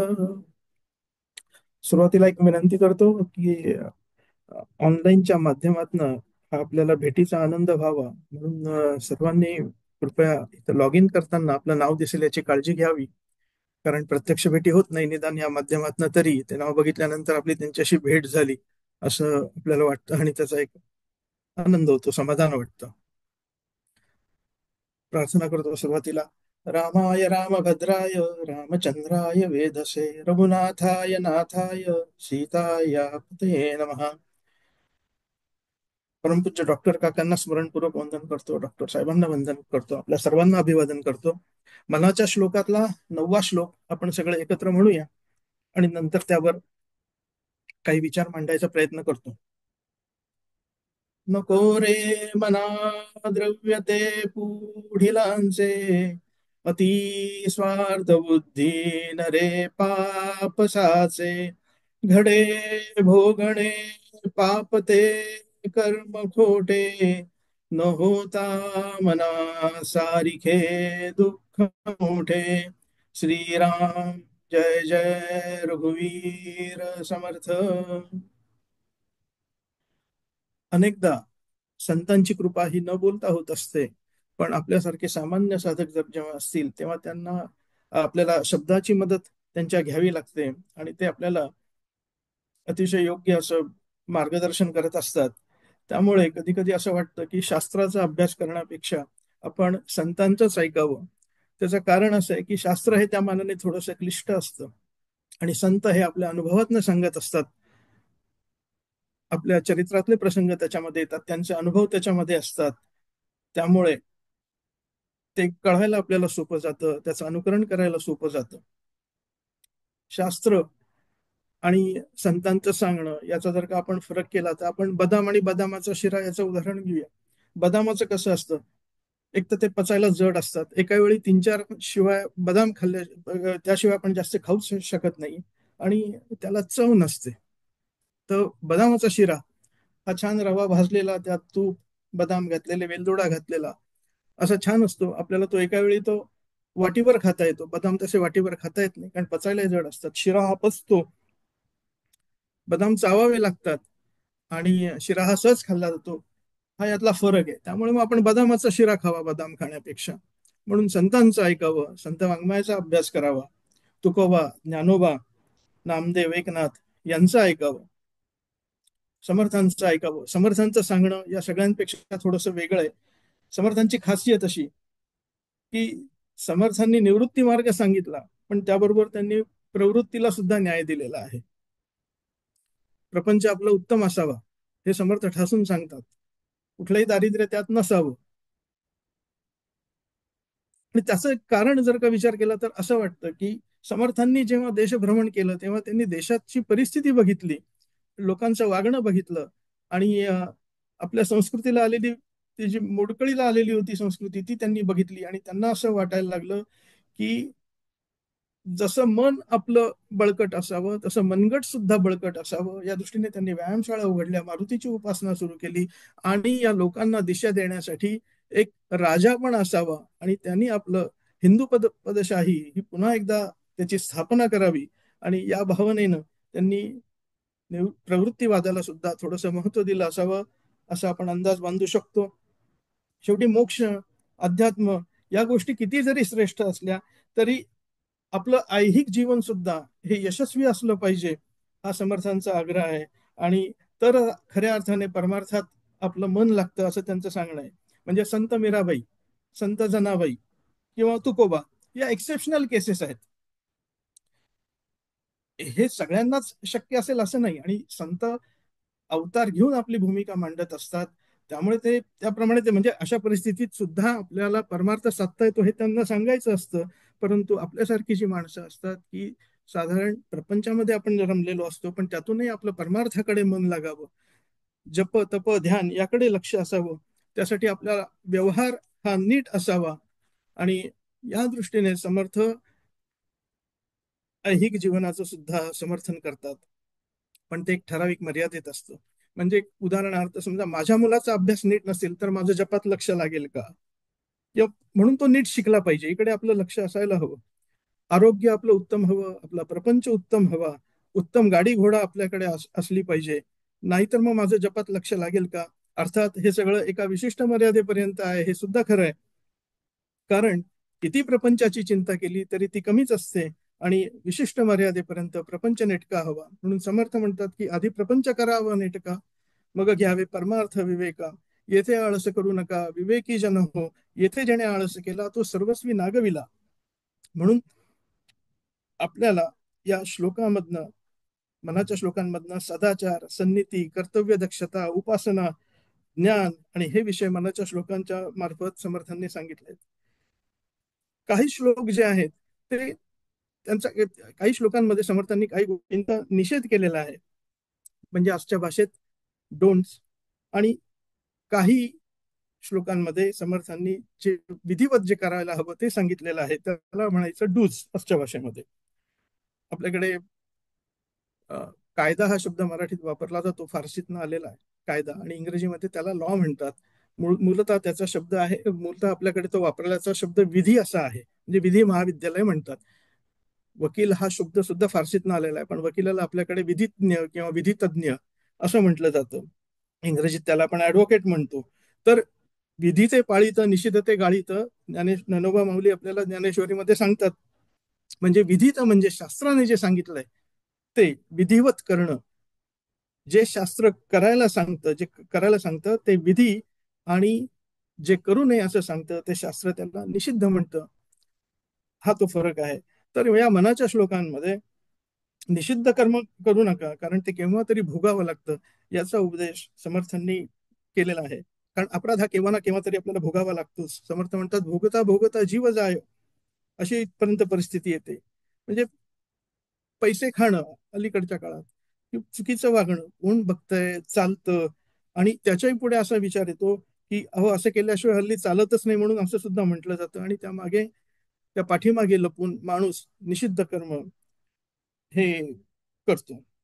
आता कृतयुगापासून तर अगदी कलियुगापर्यंत, की शेवटच्या क्षणापर्यंत समाजाच्या विचारांच्या प्रवाहामध्ये आपल्याला राहावं लागतं, ही गोष्ट अगदी खरी. आणि त्या त्या काळापुरतं आपल्यावरती त्याचा प्रभाव पडतो. पण त्या प्रवाहामध्ये टिकून राहायचं असेल आणि आपलं ऐहिक तसंच आत्मकल्याण जर करून घ्यायचं असेल, तर असं वागायचं नाही. हे आपल्या अंतःकरणाशी आपण हे निश्चित ठरवलं पाहिजे. नाहीतर काळाच्या प्रवाहाबरोबर आपणही वाहत जाऊ, आणि जी आत्मकल्याण साधायची जी संधी आपल्याला या जन्मात प्राप्त झालेली आहे ती आपण गमावून बसू शकतो. आणि काका सांगतात की चालत्या काळात केलेली पाप ही पालथ्या काळात आपल्या उरावरती येऊन बसतात, हे नक्की लक्षात ठेवायचं, हे आपण विसरायचं नाही. अलीकडे एखादी गोष्ट घडून गेली की तुम्हाला माहिती आहे भारतामध्ये काय चाललंय ते, इंग्रजीमध्ये वाक्प्रचार असं वापरलं जातं, भूतकाळ जेव्हा असं सांगितलं जातो, ईडी लावतात त्याच्या मागे, आस्क्ड, ASKED. भारतात सुद्धा असं काही भूतकाळातली काही पाप वरती आली तर त्याच्या मागे ईडी लागते हल्ली. गंमत सोडून द्या. तर भगवंताचं याचं जे डिपार्टमेंट आहे ना, ते याच्यासाठी अत्यंत चोख. इथे तरी सुटका होऊ शकते, पण भगवंताच्या त्या खात्यामध्ये इथं कुठेही गफलत होत नाही. आणि अशा माणसांचा मृत्यू सुद्धा जसा व्हायला पाहिजे तसा होत नाही, त्यांचा शेवट नीट होत नाही, आणि ती हाल अपेष्टा अनंत भोगावी लागतात. आणि तेव्हा त्या माणसाला ते सगळं आठवत असतं की अरे, शेवटच्या क्षणाला की आपण काय काय केलं, आपण काय करायला नको होतो, ती आपल्यावरती वेळ येऊ नये म्हणून आपण हा अभ्यास करत असतो. आणि भविष्य वाईट होऊ नये असं वाटत असेल, आपला परमार्थ नीट व्हावा असं वाटत असेल, तर त्यानं काय करू नये हे समर्थ सांगतात. या आधीच्या श्लोकामध्ये काय करू नये समर्थांनी सांगितलंय, म्हणजे सदाचार हा थोर सांडू नये, मना वासना दुष्ट कामा नये रे, की मना सर्वथा पाप बुद्धी नको रे, आणि तिने वागू नको, मना पाप संकल्प सोडू न द्यावा, किंवा विषय कल्पना मधामध्ये नको, क्रोध काम मद मत्सर हे नसावेत. षड्रूपी जे आपल्याकडे सांगितलेले आहेत की काम क्रोध लोभ मोह मद मत्सर, हे 6 षड्रूपी, हे यांचं आपल्याकडे अजिबात आपण त्याला थारा देता कामा नये. आता कामाचा एक विचार घ्या, माणूस लग्न करून करून किती करील हो, त्याला काही मर्यादा आहेत. क्रोध आला तर कब्बशा फोडून फोडून किती फोडेल, त्यालाही काही मर्यादा आहे. पण लोभाला काही मर्यादा आहेत का? लोभाला काहीही मर्यादा नाहीयेत. 10 मिळाले तर 100 मिळावेसे वाटतात, 100 मिळाले तर 1000, 1000 मिळाले तर 10,000, 10,000चे लाख, आणि एक एक शून्य वाढवत जा त्याच्या पुढे. हे आपल्याला तेवढे पैसे मिळावेसे वाटतात, आणि त्याच्यात काही गैर नाहीये, पण तो मार्ग कुठला आहे, तो मार्ग गैरमार्ग नसावा, हे समर्थ या श्लोकाच्या माध्यमातून सांगतात. एक भर्तृहरीचा श्लोक या दृष्टीने एक वाचनात आला. तो श्लोक असा आहे की निस्पृह वष्टे शतम शती दशशतम लक्षम सहस्राधिपो लक्षेशम क्षिती पालताम क्षिती पर्तिताम चक्रे शामे वांछती ब्रह्मा शिवोपपदम शिवा हरिपदम आणि इंद्रम पदम वांछती. म्हणजे जो निस्पृह जो असतो, ज्याच्याकडे काही नसतं, ये इल्ला, ज्याच्याकडे काही नसतं त्याला वाटतं आपल्याकडे 100 असावे, ज्याच्याकडे 100 आहेत त्याला असं वाटतं 10,000 असावेत, आणि 10,000 ज्याच्याकडे त्याच्याकडे सहस्त्र असावे. आणि क्षितिपालम, क्षितिपालम म्हणजे मग स्वतःची थोडीशी जमीन असावी असं त्याला वाटतं, आपलं स्वतःचं घर असावं वाटतं. क्षितिपतिताम चक्रशामी, मग अजून 4 घरं असावी असं वाटतं. आणि त्याच्या त्या आकांक्षा ज्या आहेत, इच्छा ज्या आहेत, त्या वाढतच जातात. आणि त्याच्यासाठी माणूस नको ते करतो. आणि तुकाराम महाराज काय म्हणतात की एक शेर अन्नाचा येर वावगी बडबड, एक शेर अन्न सुद्धा पुरतं, किती लागतं. ज्ञानेश्वरांनी सुद्धा ज्ञानेश्वरीमध्ये याच्यात म्हटलेलं आहे की अशी कर्म करणारी माणसं जी असतात ती म्हणजे अप्सरांची नावं ऐकतात आणि यज्ञांच्या शिड्या लावतात, आणि स्वर्ग मिळाल्यानंतर अप्सरांचा भोग मिळावा अशी त्यांची इच्छा असते. इथे समर्थांनी लोकात मुले कुठारा म्हणजे मुळावरतीच घाव घातलेला आहे. आणि त्याचा अधिक विचार आपण पुढच्या सत्रामध्ये करूया. इथं फक्त ही वेळ म्हणजे वापरली या श्लोकाची पार्श्वभूमी सांगायला, याच्याबद्दल आपण अजून पुढे चिंतन करूया. इथे मी थांबतो. जय जय रघुवीर समर्थ. मनोबुद्धिहंकार चित्तानि नाहम् न च श्रोत्रजिह्वे न च घ्राणनेत्रे न च व्योम भूमिर्न तेजो न वायुः चिदानन्दरूपः शिवोऽहं शिवोऽहं न च प्राणसंज्ञो न वै पञ्चवायुर्न वा सप्तधातुर्न वा पञ्चकोशः न वाक्पाणिपादौ न चोपस्थपायु चिदानन्दरूपः शिवोऽहं शिवोऽहं न मे द्वेषरागौ न मे लोभमोहौ मदो नैव मे नैव मात्सर्यभावः न धर्मो न चार्थो न कामो न मोक्षः चिदानन्दरूपः शिवोऽहं शिवोऽहं न पुण्यं न पापं न सौख्यं न दुःखं न मन्त्रो न तीर्थं न वेदा न यज्ञाः अहं भोजनं नैव भोज्यं न भोक्ता चिदानन्दरूपः शिवोऽहं शिवोऽहं न मे मृत्युशङ्का न मे जातिभेदः पिता नैव मे नैव माता न जन्म न बन्धुर्न मित्रं गुरुर्नैव शिष्यः चिदानन्दरूपः शिवोऽहं शिवोऽहम् अहं निर्विकल्पो निराकाररूपो विभुर्व्याप्य सर्वत्र सर्वेन्द्रियाणां सदा मे समत्वं न मुक्तिर्न बन्धः चिदानन्दरूपः शिवोऽहं शिवोऽहम् चिदानन्दरूपः शिवोऽहं शिवोऽहम् चिदानन्दरूपः शिवोऽहं शिवोऽहम्